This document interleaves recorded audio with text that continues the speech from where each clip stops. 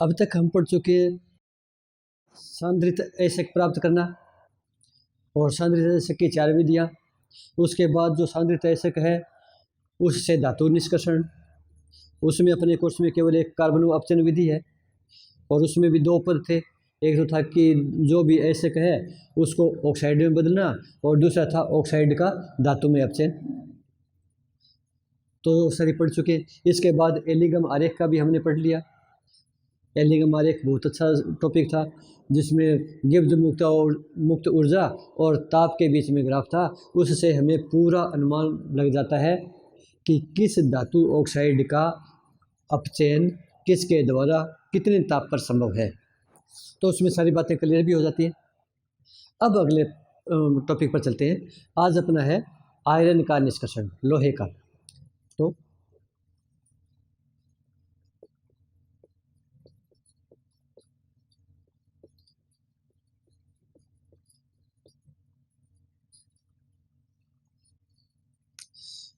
तो लोहे का निष्कर्षण में शुरुआत से करते हैं कि जब धरती से खोद कर निकाला जाता है इस एशक को वहाँ से, तो जब खोद कर निकाले जाते हैं तो उसको हम एशक ही कहते हैं, लेकिन नाम क्या है उसका, किस रूप में है।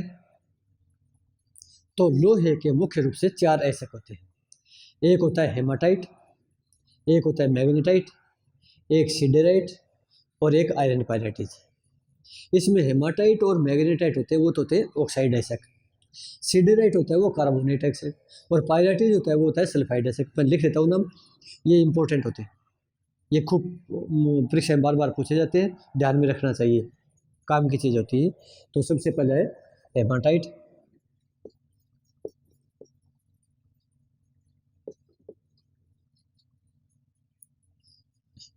फेरिक ऑक्साइड, और एक होता है मैग्नेटाइट। मैग्नेटाइट में Fe3O4 होता है।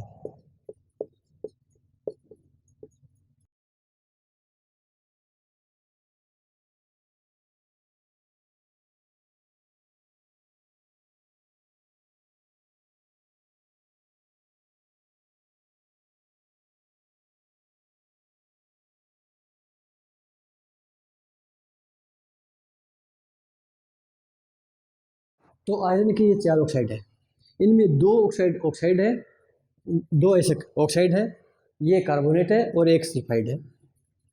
अब बारी बारी से सभी हम बारी ले लेंगे, एक साथ भी आ जाएगा सबका सब, जैसे जैसे चलते जाएंगे बारी बारी से इनको लेते जाएंगे, कहीं पर किसी को काम मिलेंगे, कहीं पर किसी को काम मिलेंगे। इसके पद क्या है?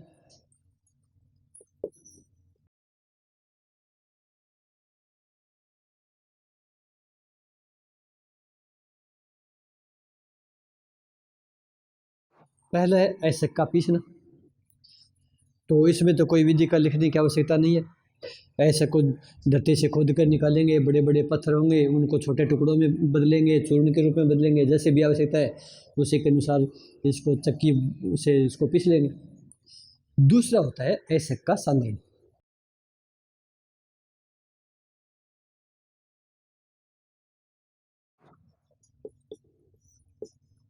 तो यहाँ कौन कौन सी विधि काम में लेनी पड़ेगी हमें, तो यहाँ देखना पड़ता है एशक कौन सा है।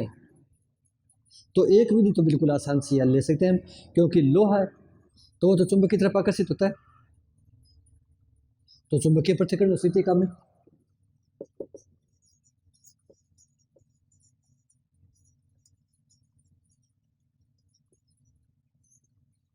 चुंबकीय पृथक्करण विधि काम आ सकती है।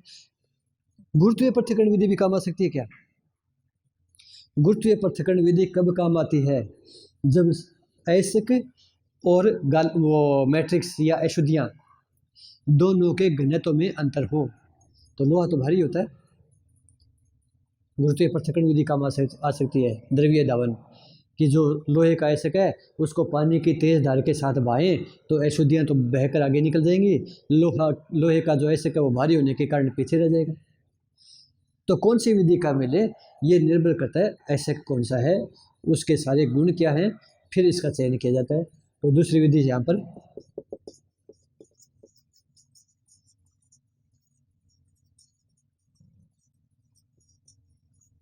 गुरुत्वीय पृथक्करण भी ले सकते हैं। तीसरी विधि भी ले सकते हैं कि इसी में से किसी के लिए, इम्पोर्टेंट बात है। क्या होगा, कौन सा एसिड है, सल्फाइड, और सल्फाइड के लिए केवल एक ही है, फेन प्लवन। तो तीसरी,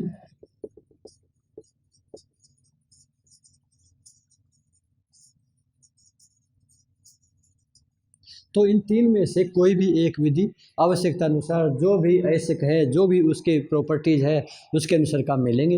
इनमें से कोई भी एक, हो सकता है दो लेनी पड़ जाए। इस तरीके से जो उसकी जो अधिकतर अशुद्धियाँ है वो दूर कर ली जाती है। अधिकतर अशुद्धियाँ उसमें ज़्यादातर तो रेत की होती है, सिलिकॉन ऑक्साइड, बालू रेत, सबसे ज़्यादा तो वही होती है। बाकी और अशुद्धियाँ भी हो सकती है, तो ज़्यादातर दूर हो जाती है, इससे सांद्रण कहते हैं। अब आता है धातु निष्कर्षण।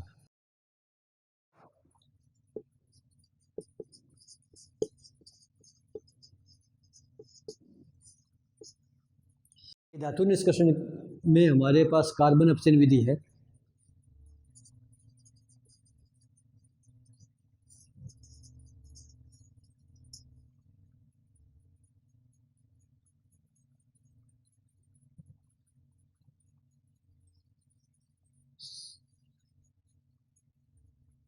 और कार्बन अपचयन विधि के दो पद होते हैं, एक निस्तापन, एक वर्जन।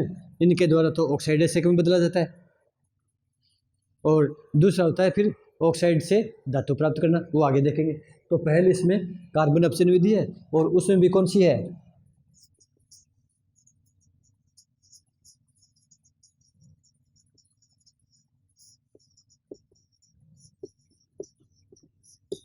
धातु ऑक्साइड प्राप्त करना। पहला तो ये पद होगा अपना, पहले तो धातु ऑक्साइड प्राप्त करेंगे।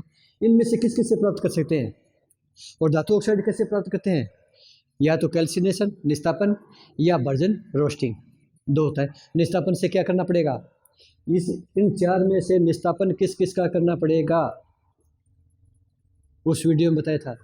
तो निस्तापन करना पड़ेगा ऑक्साइड एसिड का और कार्बोनेट एसिड का, इनका निस्तापन होता है। इनको वायु की उपस्थिति में गर्म करेंगे, क्या हो जाएगा कि ये दोनों तो ऑक्साइड के रूप में पहले ही है, तो इसकी तो नमी दूर हो जाएगी, जितनी भी नमी है, क्योंकि इन विधि में कहीं ना कहीं इसमें नमी आ जाएगी, पानी के संपर्क में आएगा, तो उसके लिए काम करना पड़ेगा। तो जैसे Fe2O3 है, इसको अकेले को गर्म करेंगे, निस्तापन है, अकेले को गर्म करेंगे तो ये नमी है, ये वाष्पित होकर बाहर निकल जाएगी, केवल Fe2O3 बचेगा। और कुछ और अशुद्धियाँ भी तो हो सकती है इसके साथ है, जो गर्म करने से निकल जाए तो वो भी सारी निकल जाएंगी। अगर आयरन कार्बोनेट है,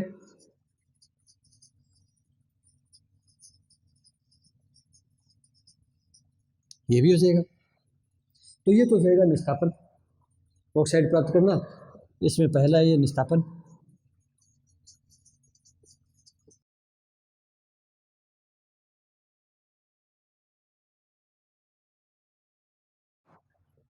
वर्जन, वर्जन किया जाता है एसिड को वायु के साथ गर्म करना।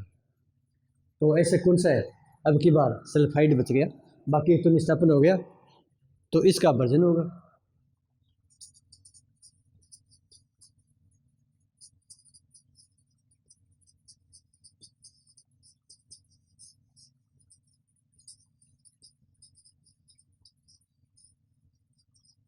तो क्या हो जाएगा कि इसको जब वायु के साथ गर्म करेंगे तो इसमें से सल्फर है वो ऑक्सीजन के साथ मिलकर सल्फर और डाइऑक्साइड के रूप में निकल जाएगी।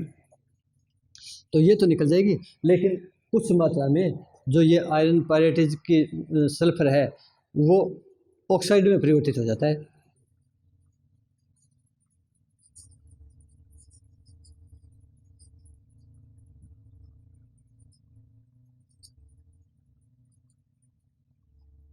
ये हो गया, तो इसमें धातु ऑक्साइड प्राप्त हो गया, इससे भी, इससे भी, इससे भी और इससे भी, चारों आ गए एक साथ हमारे पास।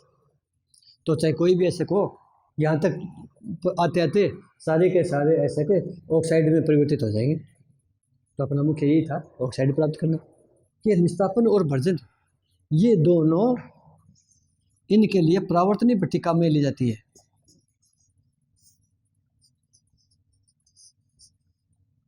परावर्तनीय भट्टी में इस प्रकार की व्यवस्था होती है कि इसमें से वायु को प्रवाहित कर भी सकते हैं और वायु प्रवाह को रोक भी सकते हैं। तो वायु प्रवाह को जब रोकेंगे तो निस्तापन हो जाएगा, और वायु जब प्रवाहित होगी तो वर्जन हो जाएगा। आवश्यकता अनुसार इस परावर्तनीय भट्टी का उपयोग कर सकते हैं। तो इस तरीके से वर्जन हो चाहे निस्तापन हो, हमारे पास ऑक्साइड प्राप्त हो गया।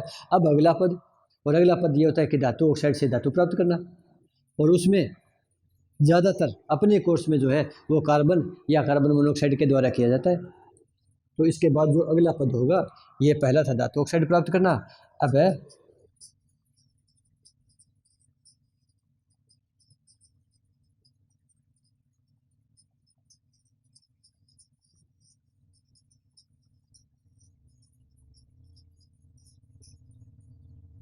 ये यहाँ पर धातु कैसे प्राप्त करेंगे, इस ऑक्साइड का अपचयन करवाकर। केवल एक समीकरण लिख रहा हूँ एक बार में, इसका डिटेल आगे अभी बताएंगे। लेकिन यहाँ पर यह अभिक्रिया हो जाती है मुख्य रूप से कि फेरस ऑक्साइड है, इसका चाहे तो कार्बन के द्वारा या कार्बन मोनोऑक्साइड के द्वारा कैसे भी करें, और ये लोहा प्राप्त हो जाता है। यहाँ कार्बन मोनोऑक्साइड है, यहाँ पे लोहा, ये कार्बन डाइऑक्साइड। तो ये फेरस ऑक्साइड का अपचयन कार्बन के द्वारा या कार्बन मोनोऑक्साइड के द्वारा हो जाता है और लोहा प्राप्त हो जाता है। ये अपचयन हो गया। लेकिन ये इतना आसान नहीं है जितना समीकरण में दिखा दिया। इसके लिए क्या करना पड़ेगा, कौन सी भट्टी काम में लेनी पड़ेगी, कितना तापमान होगा, वो सारा हमें अब पढ़ना है। तो अब धातु ऑक्साइड से धातु प्राप्त करने के लिए, धातु में अपचयन करने के लिए क्या करना पड़ेगा, उसके लिए हमें काम में लेनी पड़ेगी वात्या भट्टी, ब्लास्ट फर्नेस। तो वात्या भट्टी से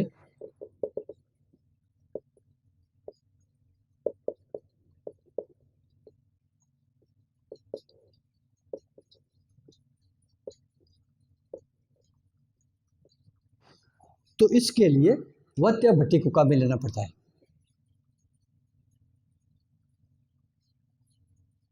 ब्लास्ट फर्नेस कैसी होती है, इसका रफली डायग्राम मैं बना देता हूँ। वैसे आपके बुक में खूब सुंदर चित्र भी बना रखे हैं, अलग से भी आपको मिल जाएंगे, लेकिन रफली मैं इस चित्र को अच्छी तरीके से समझा देता हूँ, सारा क्लियर हो जाएगा आसानी से। क्या क्या ऊपर से डालना पड़ेगा और कहाँ पर जाकर कौन सी क्रिया होगी। तो इसमें ये होता है,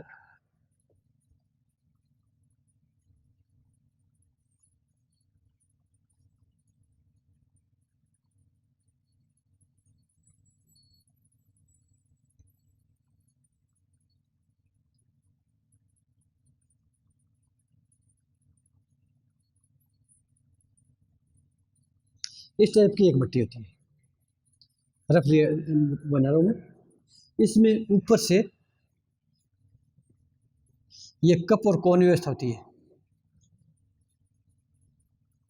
कप और कोन का मतलब होता है कि जब इसमें ऐसे ऊपर से डालेंगे तो ये नीचे हट जाता है, और जब यहाँ पर ऐसे का नहीं हो तो ये वापस ऊपर चला जाता है, यहाँ से पूरा बंद हो जाता है। तो जब यहाँ से ऊपर वजन पड़ता है ऐसे का, तो इसमें जो व्यवस्था होती है वो ये नीचे खिसक जाती है, जगह हो जाती है, सारा ऐसे के अंदर आ जाता है, और जब यहाँ से खाली हो जाता है तो ये वापस ऊपर चला जाता है, पूरा बंद। क्या क्या डालते हैं ऊपर से, ऊपर से 3 चीज़ें डालते हैं, ash plus coke plus calcium carbonate. और कैल्शियम कार्बोनेट यहाँ गलक के रूप में होता है। कैल्शियम कार्बोनेट यहाँ पर गलक के रूप में होता है। तो गलक क्या होता है, इंपॉर्टेंट बात है, फ्लक्स इसको कहते हैं। गलक ये होता है कि जो ये ऐसे है, इसके अंदर हमने पढ़ा आयरन ऑक्साइड है या आयरन सल्फाइड, जो भी था वो ऑक्साइड में चेंज हो गया। इसके साथ अशुद्धियाँ हैं, और सबसे ज़्यादा अशुद्धि किसकी होगी, रेत की, क्योंकि धरती से खोद कर निकल गए, वो तो साथ में रहेगी। और रेत को गर्म करते हो, पिघल सकती है क्या वो, रेत आसानी से नहीं पिघलती। तो अगर वो पिघलेगी नहीं तो वो लगातार अंतिम समय तक साथ में रहेगी अशुद्धि के रूप में, तो उसको हटाना ज़रूरी है। तो उसको हटाने के लिए एक विधि काम में ली जाती है कि उस रेत की क्रिया एक ऐसे पदार्थ के साथ करवा देते हैं, तो जो नया पदार्थ बनेगा उसका गलना कम हो जाता है, वो द्रवित अवस्था में आ जाता है। तो जो नए पदार्थ के साथ क्रिया करवाते हैं वो गलक कहलाता है। तो गलक क्या होता है,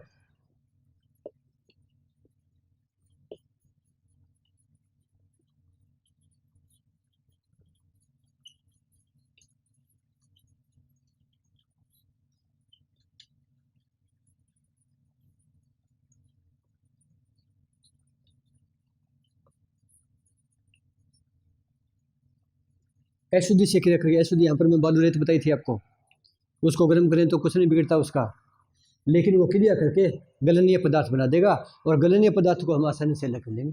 तो इस तरीके से उसके अशुद्धि को दूर किया जाता है। इसके लिए कैल्शियम कार्बोनेट को काम में लिया जाता है। ये होगी। ये तो ऊपर से डाला जाता है तो ये होता है भट्टी पूरी बढ़ जाती है, तो बढ़ने से काम चल जाएगा क्या? गर्म तो करना पड़ेगा। अब गर्म करने के लिए यहाँ से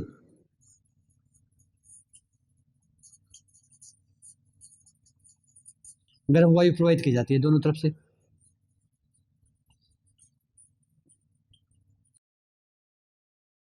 तो यहाँ पर पूरे में कोयला भी है, तो यहाँ पर कोयला है। अब गर्म वायु से ये कोयला सुलगने लग जाएगा और सुलगेगा तो ऊष्मा उत्पन्न हो जाएगी, कार्बन डाइऑक्साइड बन जाएगी। तो यहाँ पर कार्बन डाइऑक्साइड बनना शुरू हो जाएगी। धीरे धीरे करके ये सारा कोयला जलने लग जाएगा। इस जलने पर इसकी रासायनिक अभिक्रिया भी शुरू हो जाती है। अब यहाँ से CO2 बनेगी। अब CO2 को बाहर निकलने का रास्ता नहीं है कहीं पर भी, तो ये ऊपर जाएगी। इसके यहाँ पर रखा जाता है, यहाँ से जो गैस होती है बाहर निकलती है, तो यहाँ नीचे इसका बाहर निकलने का कोई रास्ता नहीं है, तो CO2 ऊपर जाएगी। तो जैसे जैसे ऊपर जाएगी यहाँ पर भी ताप उत्पन्न हो रहा है, और ताप है, साथ में कोयला भी है, कोक भी है, कार्बन है। तो यहाँ पर आकर ये कार्बन है और कार्बन डाइऑक्साइड फिर क्रिया करती है, कार्बन मोनोऑक्साइड बन जाती है। अब ये कार्बन मोनोऑक्साइड ऊपर उठना शुरू करती है और यहाँ पर जो लोहे का ऑक्साइड होगा उसका अपचयन भी शुरू कर देती है, और फालतू मात्रा में जो गैसें होंगी वो यहाँ से बाहर निकल जाएंगी। जितनी काम यहाँ पर आ जाएंगी वो ठीक है, शेष बची हुई वहाँ से निकल जाएगी। ये तो हो गया कोयले का काम। तो हम बारी बारी से इन अभिक्रियाओं को पढ़ें कि किसका क्या काम है। तो कोयले का ये काम है, तो कोयले का तो ये काम होता है कि वो या तो ऑक्सीजन के साथ क्रिया करके कार्बन डाइऑक्साइड बनाए और ऊष्मा उत्पन्न करे, एक्सोथर्मिक है, ऊष्मा क्षेपीय अभिक्रिया, ऊष्मा खूब उत्पन्न होती है, और वो फिर CO2 अन्य कार्बन के साथ क्रिया करके और कार्बन मोनोऑक्साइड उत्पन्न करे। ये हो जाएगा। ये तो हो गया। अब बाकी किसकी बच गई? अब किसकी बारी ले? एक को साथ में ले लेते हैं पहले, इस कैल्शियम कार्बोनेट को भी। तो यहाँ से कैल्शियम कार्बोनेट डालना है। यहाँ से जब ये साथ में कोयला जलता हुआ ऊपर तक जाएगा तो तापमान खूब ज़्यादा हो गया, और खूब ज़्यादा तापमान लगभग 800 डिग्री सेंटीग्रेड के आसपास ये जो कैल्शियम कार्बोनेट है ये भी अपघटित हो जाता है।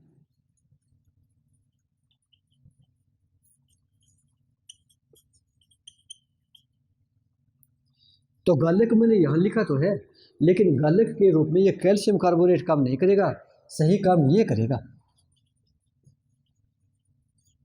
तो या तो यहाँ से हम कैल्शियम ऑक्साइड डालें तो वो बात बराबर ही है, या तो हम कैल्शियम ऑक्साइड डालेंगे तो उसको अलग से गर्म करके डालेंगे, तो यहाँ पर एक साथ ही दोनों हो जाते हैं। तो ये गालक काम करेगा। और अब ये गालक क्या होगा कि यहाँ पर जब गालक बनेगा, यहाँ पर रेत की अशुद्धि है उसके साथ क्रिया कर लेगा,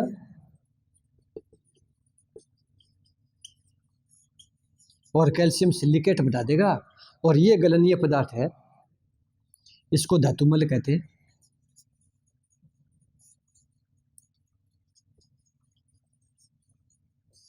ये गलनीय पदार्थ है।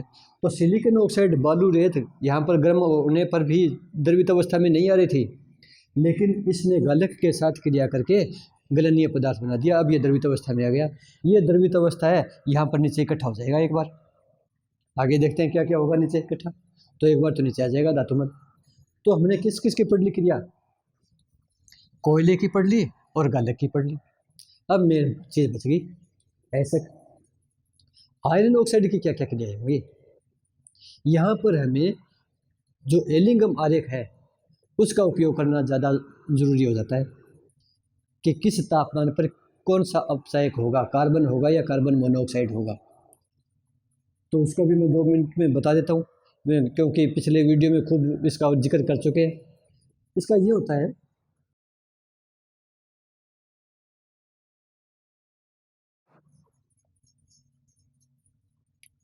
ये तो कार्बन से हम 3 प्रकार के अभिक्रिया प्राप्त कर सकते हैं कि या तो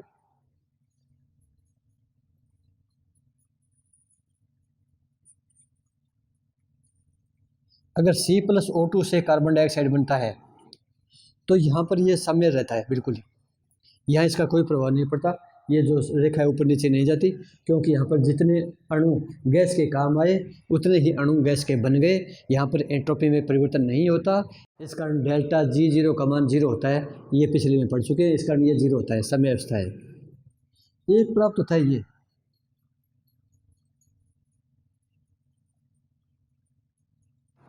इसमें होता है कार्बन मोनोऑक्साइड की ऑक्सीजन के साथ क्रिया से CO2, और एक ग्राफ होता है ये कार्बन और ऑक्सीजन की क्रिया से CO।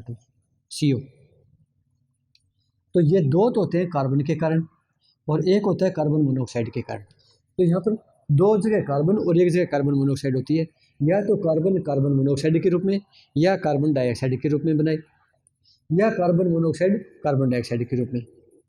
तो तीनों में जो है जो अपचायक के रूप में जो काम आता है वो कार्बन या कार्बन मोनोऑक्साइड होता है। आयरन ऑक्साइड के लिए हमें क्या लेना पड़ेगा, क्योंकि यहाँ पर जो एसिड जो हमने लिया है वो ज़्यादातर हेमाटाइट है, Fe2O3, या चाहे कोई भी एसिड हो, सांद्रण के बाद में जो धातु निष्कर्षण में आया था उसमें हमने ऑक्साइड में बदल लिया था उसको, तो कोई भी एसिड हो वो ऑक्साइड में आ गया। अब यहाँ पर ऑक्साइड एसिड का भी एक ग्राफ खींचते हैं, फेरस ऑक्साइड का। आयरन के ऑक्साइड का ग्राफ कहाँ आता है, आयरन ऑक्साइड का ग्राफ लगभग यहाँ आता है,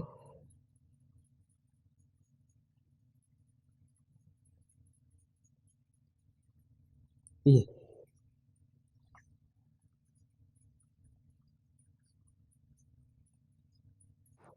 तो ये तो था एलिंगम आरेख।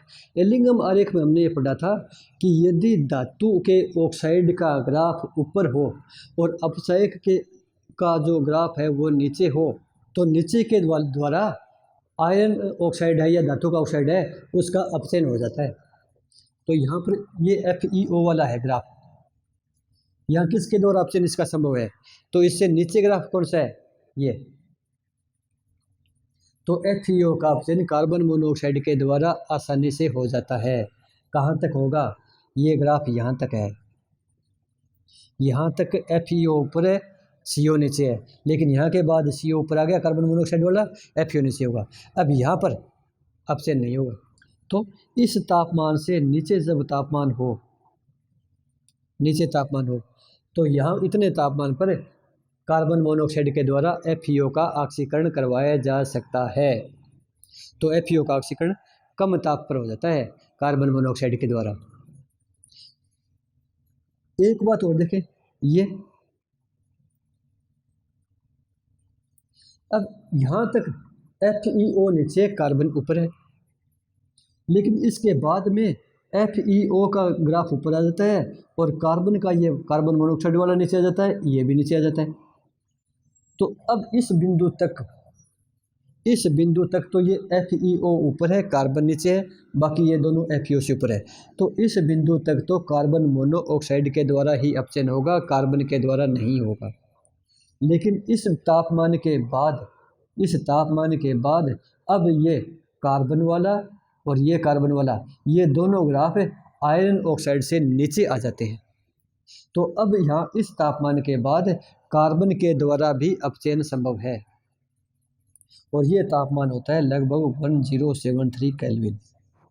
तो यहाँ से हमें अंदाज हो गया, अनुमान लग गया कि FeO फेरस ऑक्साइड या Fe2O3 चाहे कोई भी हो, उसका अपचयन किसके द्वारा संभव है, कार्बन के द्वारा या कार्बन मोनोऑक्साइड के द्वारा।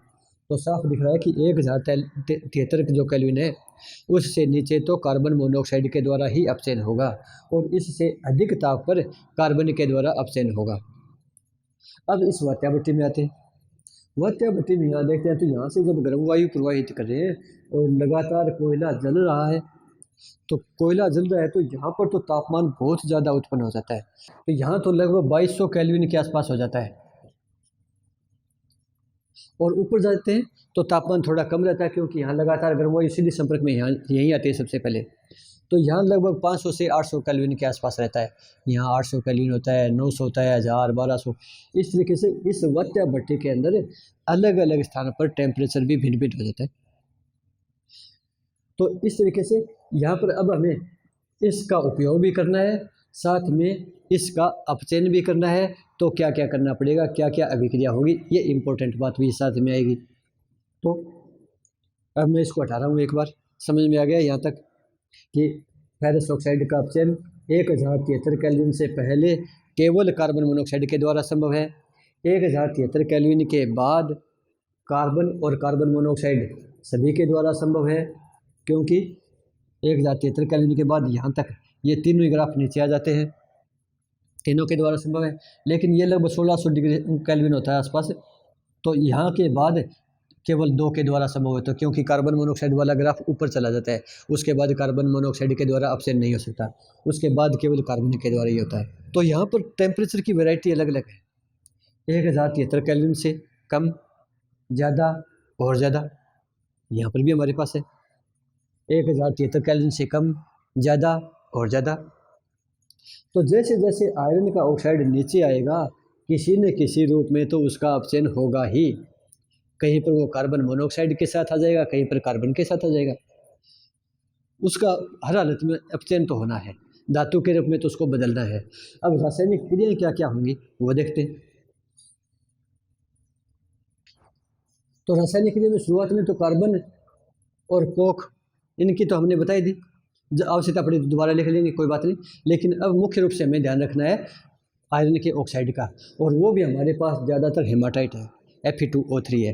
तो ये तापमान अभिक्रिया यहाँ से शुरू हो जाती है, क्योंकि कम तापमान पर है। क्या क्या होगा, तो यहाँ पर तो कम तापमान है, यहाँ पर तो ये कार्बन मोनोऑक्साइड ऊपर उठ रही है, यहाँ पर कार्बन मोनोऑक्साइड नहीं है, यहाँ नहीं है, यहाँ नहीं है, यहाँ के बाद कार्बन मोनोऑक्साइड है।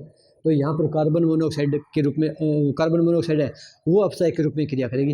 कार्बन है यहाँ पर लेकिन वो क्रिया नहीं करेगा, तो इस क्षेत्र में केवल कार्बन मोनोऑक्साइड अपचय के रूप में होगी। तो यहाँ पर हम दिखाएंगे Fe2O3, ये 500 से 800 केल्विन ताप पर है, तो यहाँ पर Fe2O3 है, इसका कार्बन मोनोऑक्साइड के द्वारा अपचयन होगा।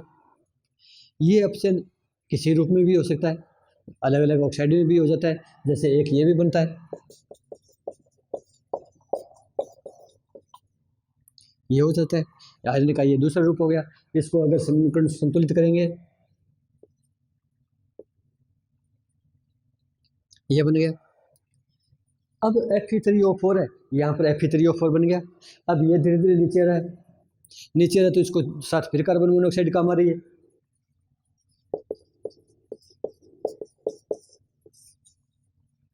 इसका फिर अपचयन हो जाएगा, और अब की बार अपचयन में यहाँ से ऑक्सीजन बाहर निकल जाएगी, तो ये Fe हो जाएगा।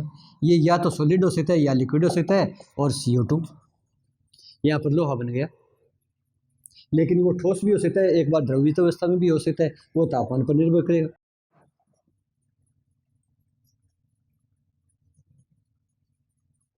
तो ये लोहा बन गया यहाँ पर।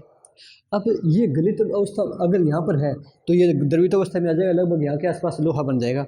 अब ये धीरे धीरे नीचे आ रहा है, नीचे आ रहा है तो तापमान भी बढ़ रहा है, और इस तापमान पर लोहा गलित अवस्था में आ जाएगा, और गलित अवस्था में आकर यहाँ नीचे एकत्रित हो जाएगा, यहाँ नीचे आ जाएगा। तो ये हो गया। कुछ मात्रा में Fe2O3 का जो कार्बन मोनोऑक्साइड के साथ क्रिया है वो फेरस ऑक्साइड भी बनाती है।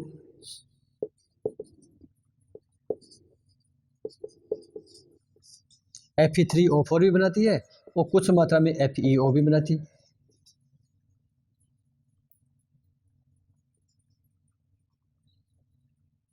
यह भी क्रिया हो जाएगी। अब इसका भी ऑक्सीकरण वो अपचयन इसी रूप में हो सकता है।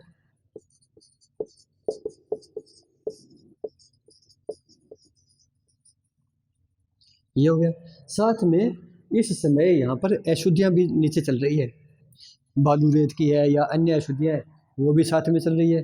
कुछ अशुद्धियाँ हो सकती है वो गर्म होकर बाहर निकल गई, जैसे सल्फर की अशुद्धि हो सकती है बाहर निकल गई हो, आर्सेनिक की बाहर निकल गई हो, फास्फोरस भी हो सकता है, तो यहाँ पर SO2 भी बाहर निकल सकती है, आर्सेनिक ऑक्साइड भी बाहर निकल सकता है, फास्फोरस की भी अशुद्धियाँ वाष्पित होकर बाहर निकल सकती हैं।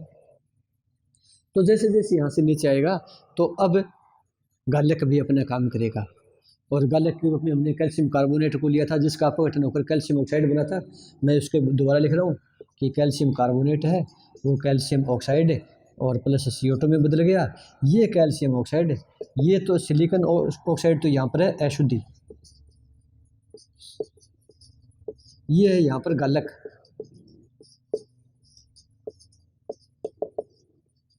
इसको कहते हैं धातुमल और ये द्रवित होता है। तो यहाँ पर आकर ये धातुमल भी बन गया। जो बालू रेत है वो इस रूप में आ गई। अब ये भी धीरे धीरे आकर नीचे एकत्रित हो जाएगी। और धातुमल ये भी द्रवित अवस्था में है, लोहा है ये भी द्रवित अवस्था में है, लेकिन धातुमल हल्की है, लोहा भारी है। इस कारण लोहा नीचे रह गया और धातुमल ऊपर आ गया। ये तो इस वत्या भट्टी के नीचे ये दोनों की अलग अलग परत बन जाती है हल्के और भारी होने के कारण। तो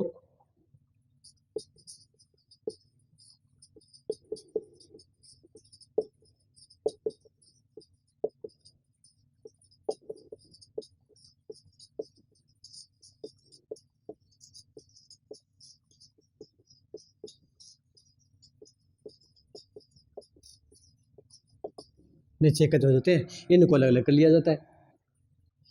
अब जैसे जैसे नीचे और आ रही है, यहाँ पर और क्रिया हो रही है। क्या क्या क्रिया हो रही है कि जैसे यहाँ पर आ गई तो कार्बन मोनोऑक्साइड भी बन रही है, ये लगभग 900 के आसपास हो जाती है।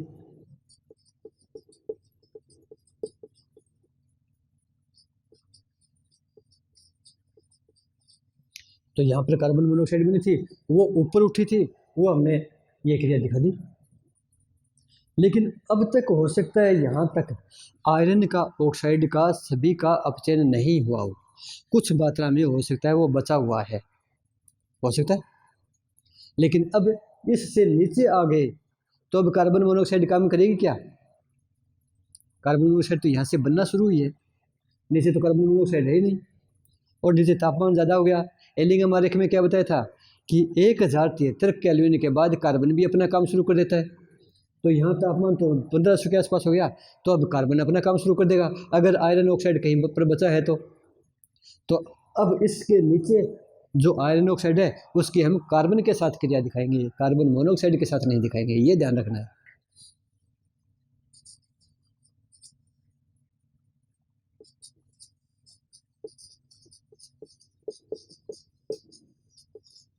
ये लोहा बन गया, ये ध्यान में रखने वाली बात है यहाँ पर। तो इस तरीके से ये लोहा नीचे एकत्रित हो जाता है। इसमें से एक को इधर से निकाल लेते हैं और एक को इधर से निकाल लेते हैं, क्योंकि दोनों की परत अलग अलग है, एक नीचे से एक थोड़ा ऊपर से। धातुमल अलग हो जाता है, लोहा अलग हो जाता है। हो सकता है लोहा निकालिए इसके साथ कुछ धातुमल भी साथ में आ गया हो, तो इसको रोलर में दबाकर धातुमल को अलग कर लिया जाता है। तो ये लोहा प्राप्त हो गया। अब यहाँ से जो लोहा प्राप्त हुआ है इसको कहते हैं कच्चा लोहा। ये कच्चा लोहा है, पिग आयरन।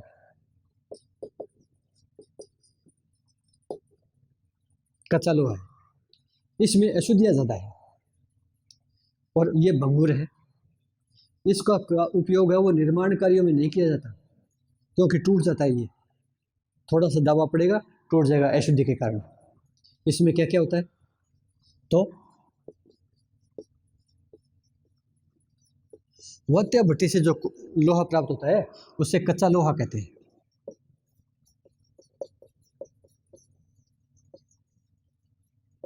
ये अशुद्ध होता है, इसका शोधन बाद में किया जाता है, कैसे करेंगे वो भी अगले में पढ़ेंगे। अगला स्टेप अपना वही है। अशुद्धि किस किस की है, तो इसमें लगभग कार्बन की अशुद्धि सबसे ज़्यादा होती है 4% के साथ, क्योंकि कोयले के साथ तो इसकी रासायनिक क्रिया हो ही रही है, तो वो तो साथ में मिलना ही मिल रहा है। कुछ मात्रा में सल्फर भी रह जाती है, फास्फोरस भी रह जाती है, सिलिकॉन भी रह जाती है, बालू रेत सारी नहीं हटती।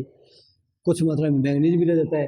तो मुख्य रूप से यहाँ पर 5 प्रकार की अशुद्धियाँ होती है, कार्बन, सल्फर, फास्फोरस, सिलिकॉन और मैंगनीज, और प्लस थोड़ी बहुत अन्य। ये 4% के आसपास होती है, ये लगभग 1% होती है, और यहाँ पर ये लगभग 95% है। अब इसकी अशुद्धि को दूर किया जाता है। अशुद्धि दूर करने में पहले तो साधारण से अशुद्धि दूर करते हैं, कार्बन की प्रतिशत घटा सकते हैं, और कार्बन का प्रतिशत जब घटाते हैं तब जो कच्चा लोहा है वो ढलवां लोहे में परिवर्तित हो जाता है।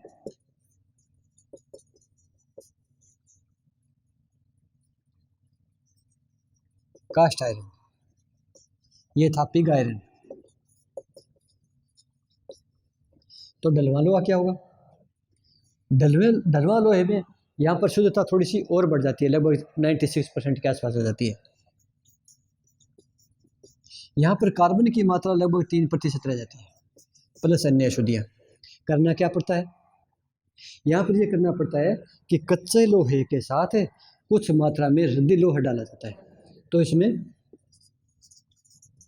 कच्चे लोहे के साथ रद्दी लोहा, स्क्रैप,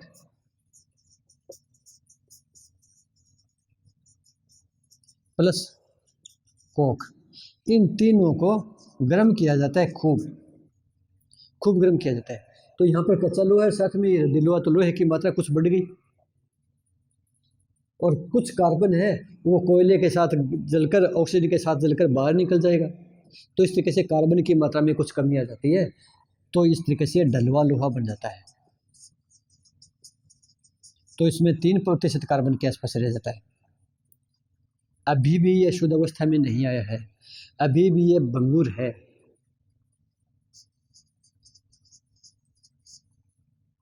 भंगुर का मतलब है जब इसको चोट मारेंगे तो ये फैलेगा नहीं, टूटेगा, भंगुर है। अब इसकी अशुद्धि को और कम करें। अब इसकी अशुद्धि को और कम किया जाता है। यहाँ पर क्या क्या है? लगभग 96% तो है Fe, प्लस 3% है carbon, plus silicon, plus phosphorus, sulphur, manganese, plus अन्य। अब दिक्कत यह है कि इससे अधिक इसको गर्म करने से कार्बन को हटा नहीं पा रहे। क्यों? क्योंकि अब कार्बन आयरन के साथ कोई क्रिया नहीं करेगा, इनमें से किसी के साथ क्रिया नहीं करेगा। इसमें किसी के साथ अगर क्रिया करे तब तो कार्बन हटे, कार्बन इसमें से किसी के साथ क्रिया नहीं कर रहा। तो अब हम एक ऐसा पदार्थ काम में लेंगे जिसके साथ कार्बन क्रिया कर ले। क्या करना पड़ेगा? इंपॉर्टेंट बात यह है, अब इस पूरे ढलवां लोहे को एक परावर्तनीय भट्टी में लिया जाता है।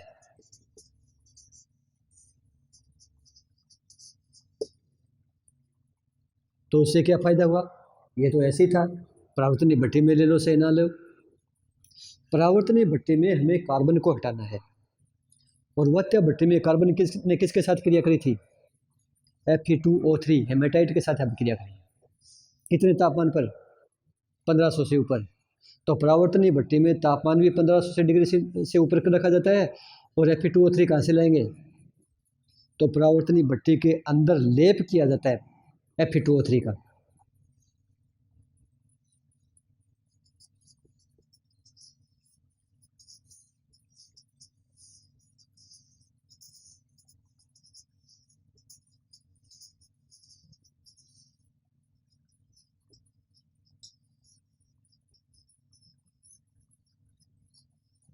एक तो ये किया जाता है, साथ में क्या लेना पड़ता है? यहाँ पर ढलवां लोहा लेंगे, प्लस कुछ मात्रा में गालक को दोबारा लेंगे। क्यों? क्योंकि अभी भी सिलिकॉन की अशुद्धि है, इसको हटाना है। ठीक है, तो गालक के रूप में यहाँ पर फिर कैल्शियम ऑक्साइड को काम में लेते हैं या चूने को काम में लेते हैं। तो इस सब को परावर्तनीय भट्टी के अंदर लिया जाता है। तो परावर्तनीय भट्टी पर Fe2O3 की परत चढ़ा दी, साथ में इसको रख दिया, गर्म वायु प्रवाहित करते हैं, उच्च तापमान उत्पन्न हो जाता है, और उच्च तापमान पर अब ये कार्बन हटना शुरू हो जाएगा। क्या? अब ये कार्बन इनमें से तो किसी के साथ क्रिया नहीं कर रहा था, लेकिन हमने अब इसकी परत चढ़ा दी फेरिक ऑक्साइड की। अब कार्बन इस फेरिक ऑक्साइड के साथ क्रिया करेगा, तो यहाँ लोहा बन जाएगा, कार्बन मोनोऑक्साइड या कार्बन डाइऑक्साइड के रूप में बाहर निकल जाएगा। तो इस तरीके से कार्बन बाहर निकल गया, कार्बन की मात्रा में कमी आ गई। यहाँ पर ये ध्यान रखना पड़ता है। और क्या हो गया? और ये हो सकता है कि यह सिलिकॉन है, या तो SiO2 के रूप में है, सिलिकॉन ऑक्साइड के रूप में, और वायु की उपस्थिति में गर्म करें तो ये सिलिकॉन ऑक्साइड में बदल जाएगा, और इसमें गालक ले रखा है, ये कैल्शियम सिलिकेट के रूप में, धातुमल के रूप में हट गई। और क्या हो सकता है? और ये हो सकता है कि सल्फर है, वो ऑक्सीजन के साथ क्रिया करके सल्फर डाइऑक्साइड के रूप में बाहर निकलता है। फास्फोरस है वो P4 और 10 के रूप में बाहर निकलता है। मैंगनीज कैसे निकले? यहाँ पर मैंगनीज ऑक्साइड भी हो जाता है और सिलिकॉन ऑक्साइड भी हो जाता है, ये दोनों आपस में भी क्रिया कर लेते हैं, यानी कि ये अभिक्रिया भी हो जाती है और ये मैंगनीज सिलिकेट बना देता है। तो ये सारे धातुमल के रूप में हो जाते हैं। तो अधिकांश अशुद्धियाँ दूर हो गई। कार्बन यहाँ से हट गया, सिलिकॉन और मैंगनीज यहाँ से हट गए दोनों, फास्फोरस ये हट गया, सल्फर ये हट गया, तो अकेला लगभग लोहा बच गया। और इस प्रकार से जो लोहा बनता है इसे कहते हैं पिटवा लोहा। ये पिटवा लोहा या रोट आयरन।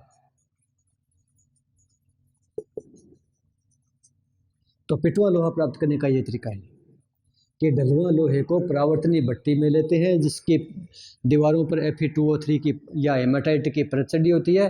परावर्तनी भट्टी में कोक और गालक साथ में मिलाते हैं, वायु के साथ उसको गर्म करते हैं, तो अधिकांश अशुद्धियाँ दूर हो जाती हैं। अब इस पिटवा लोहा की ये विशेषता होती है कि ये आघात वर्धनीय है।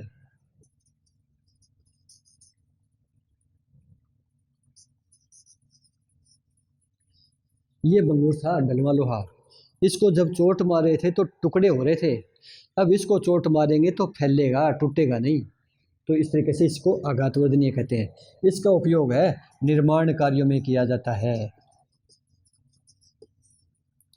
रेल की पटरी बनाने में किया जाता है, बड़ी बड़ी तिजोरी बनाने में किया जाता है।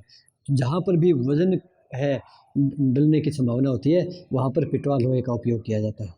तो यहाँ से हमारे पास अब क्या क्या प्राप्त हो जाएगा?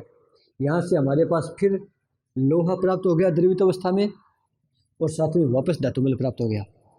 फिर यहाँ पर अलग करना होता है, रोलरों में दबाकर, और लोहे को प्राप्त कर लिया जाता है। तो ये सारी अपनी प्रक्रिया होगी लोहे के निष्कर्षण की।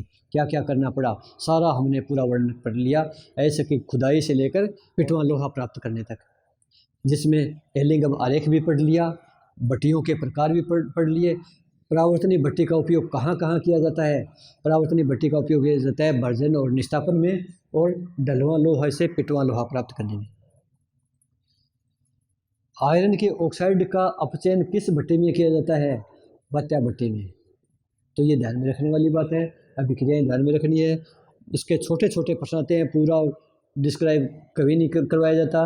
एक एक नंबर के दो आधे नंबर के प्रश्न पूछे जाते हैं, एक एक समीकरण पूछी जाती है, तापमान पूछा जाता है, गल्ले का काम पूछ लेते हैं। तो ये छोटी छोटी बातें हैं, ये ध्यान में रखनी है। आज का तो अपना हो गया। अब अपना अगला जो लेक्चर होगा उसमें हम पढ़ेंगे तांबे का निष्कर्षण। अपने कोर्स में 4 चीज़ें हैं,